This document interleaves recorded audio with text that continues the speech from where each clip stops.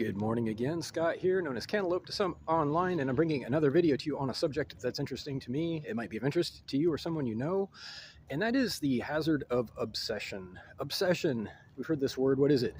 Infatuation, obsession, obsessive compulsive disorder, technically, in certain cases, but obsession is very rarely a good thing. It's typically used to describe a behavior that is beyond a call for practicality, a call for reasonable cause, that is to say. So obsessed about a person, obsessed about a project or a mission or an objective, the point at which it becomes obsessive, it is already a problem. It is not necessarily what unfolds after that. It is that a person has lost the reason for doing it in a healthy, productive way.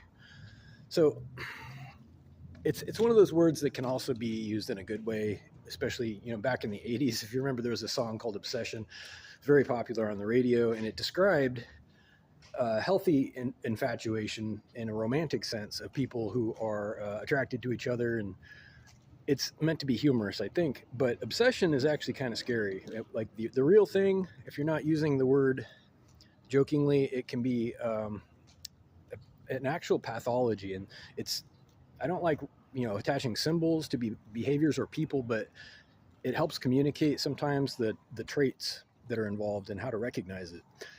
Obsessive people, for example, will begin a project or draw a conclusion about something, and they will refuse to change tracks for any reason.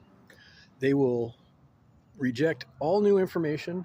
They will reject all reason, up to and including sacrificing their own lives for something that may have been completely flawed to begin with. And that's the definition of the word. Rejecting reason when new information is presented because of no good reason other than the fact that it has become habit or compulsive or obsession. So last thing I want to say, it's just over 2 minutes, it's gonna be a short video, but road rage. You've heard of road rage. It's kind of a type of obsession where people are obsessed with getting their way so much that they can't conceal their emotions on the road when they're behind the wheel. There are extreme cases that I've heard about where a person will tail somebody who accidentally cut them off, and the person who did the accidental cutting off didn't even see them necessarily, but they'll tail them for many, many miles. They'll cancel their own plans and follow this person from zip code to zip code, dodging in and out of traffic. No, this happens. It's really scary. And then they'll show up outside this person's house and just roll up with a 2x4 and just, kill them. Okay, this happens. You don't hear about it. This is bad news for the administration when these things happen. It reveals cracks in the facade, in the structure of our society. They don't necessarily like these stories to get out, but it does in fact happen. And you can search for it. You can find cases where these people who are obsessed on the road follow people for miles.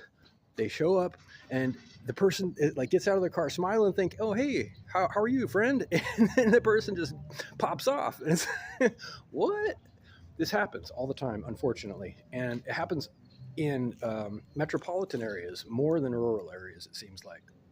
I'm not entirely sure about the connection there, but in Los Angeles, it used to be a huge, huge problem. It may still be. I haven't heard much lately, but road rage and freeway rage are famous for happening all the time in Los Angeles. But I don't live in Los Angeles. I live in Northern California. Actually, as an aside, I really enjoy this place. I like the people and the atmosphere. The environment here is beautiful. There's mountains, trees, beaches, good weather most of the year. But that's not on topic. So reach out if you like with questions or comments about obsession to whitehotrobot@gmail.com. Thank you.